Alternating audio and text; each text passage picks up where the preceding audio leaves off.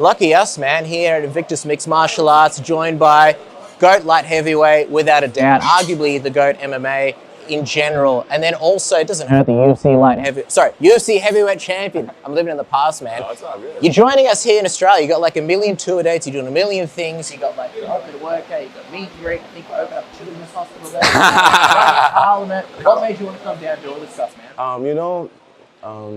I'm not here very often, and martial arts is loved around the world, and I know there's a huge fan base out here, and I just wanted to come, shake some hands, spread the love of martial arts, kiss some babies, and just make people happy from around the world, and that's what we're doing. We got quite a big tour this time, and it's a lot of fun.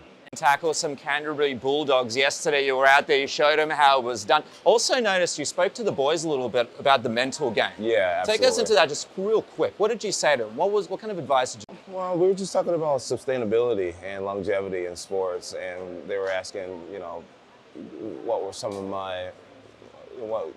my secrets of success, and I was just talking to them about the importance of community and a strong team, family, and between your friends, your love, your business partners, they really are what determines how far you're going to be going. That's what I've learned personally. So I was just trying to encourage the guys to build up the teams around themselves individually to be the best teammate and man they can be in life. 100%, man. And then you mentioned sustainability. We saw the tackles, tackling everybody. Everybody gets a tackle, right? How's the pec, man? The peg is good. I probably shouldn't have been tackling anyone yesterday, but the guys had my adrenaline so high, I felt no pain. Everything's healing up really, really fine. And back at home, all my physical therapists are encouraging me to do nothing and just let my body heal. But since I've Which you're doing great. Yeah, they're right at home right now being like, what is he doing? Being out here, it's just the energy's so high. I can't help but to join in the fun and have a good time. So I'm waiting for that phone call from Dana White asking me what the hell. You got a phone call, right? A couple of days ago to be headline UFC 300. I did. I got a call from Hunter Campbell, one of the head lawyers of the UFC, asking me, said, John, I know it's only 9 weeks away, but if there's any chance you're feeling up to it, man, it'd be awesome news for the community that you're coming back and headlining one of the biggest events ever. And as honored as I am for the opportunity, I just don't think I'll be ready. I just don't. And so I'm getting up there in age. I only have a few more events left, and I want to give those events my all and make sure that I come back 100%. I know that you weren't able to do 300, which would have been sick, but like realistically, what's the timeline, the realistic timeline? Yeah. And is it definitely Stipe when you come back?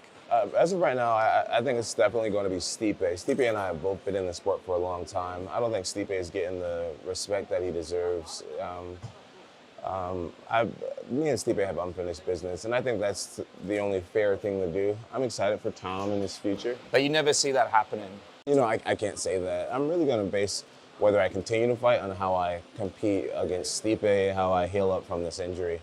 I could blow Stipe out of the water, or it could be an absolute war, and I feel like I need to take one step at a time before seeing what I do next. But the Tom fight is definitely not off the table, especially with how I've been feeling being out here. Like I feel just totally like reinvigorated and just re-energized, just being around all these fans. So I'm like, I can't just walk away. So the ball's rolling in a very positive direction for the career to continue. You should meet with the NRL every week, and that way we get like... Yeah, we're going to get you tackling people down here all the time. I was going to ask you though, like, because people look at it and it's like, all right, you won the big one, right? Light heavyweight GOAT, now you're the heavyweight champion. If you beat Stipe, you beat, arguably the greatest UFC heavyweight of all time. What's left for you to do? Like, are you really just going to sit here and just keep, the Toms? There's always going to be a new guy. So what would be, what's the motivation? What would be the point? A lot of people don't really acknowledge that. There always will be another awesome contender. It's the UFC's job. It's to build the next big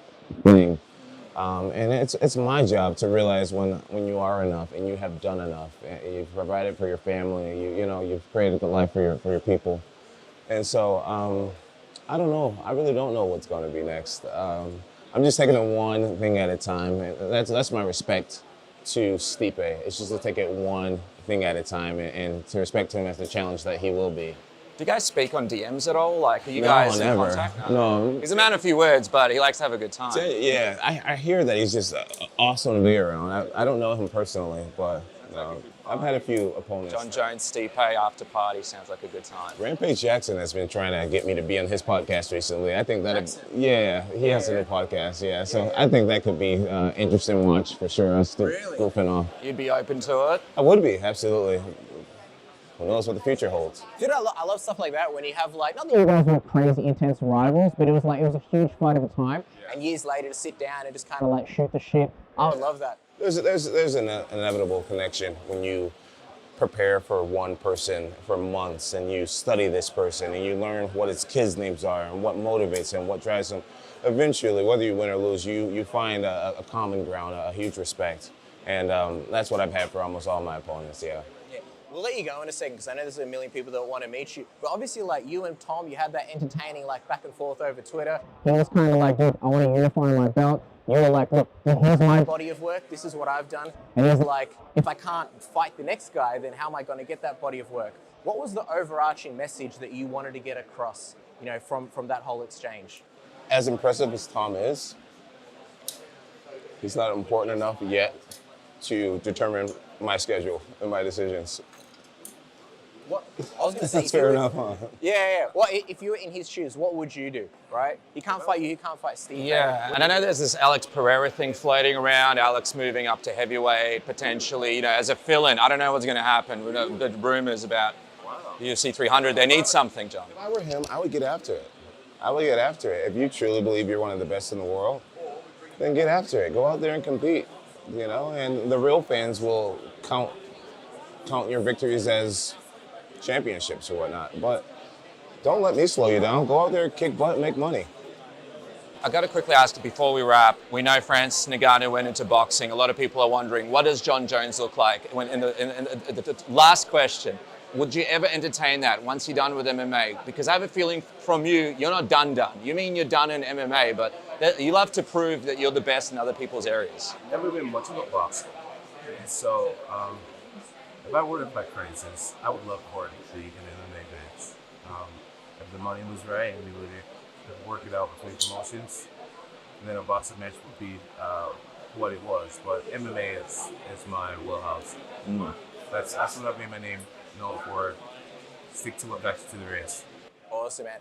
What can everyone look forward to? Because you got Perth and Brisbane as well, man. You got 2 more dates. You're doing some clubs and stuff like that. What can everybody expect if they haven't already bought tickets? So I'm not even sure where I'm going. Okay, It's been like a bit after. Yeah. But just stay tuned to my Instagram. I'm trying to do a really good job of letting everybody know what the next event is. Link in the description for all the events coming up.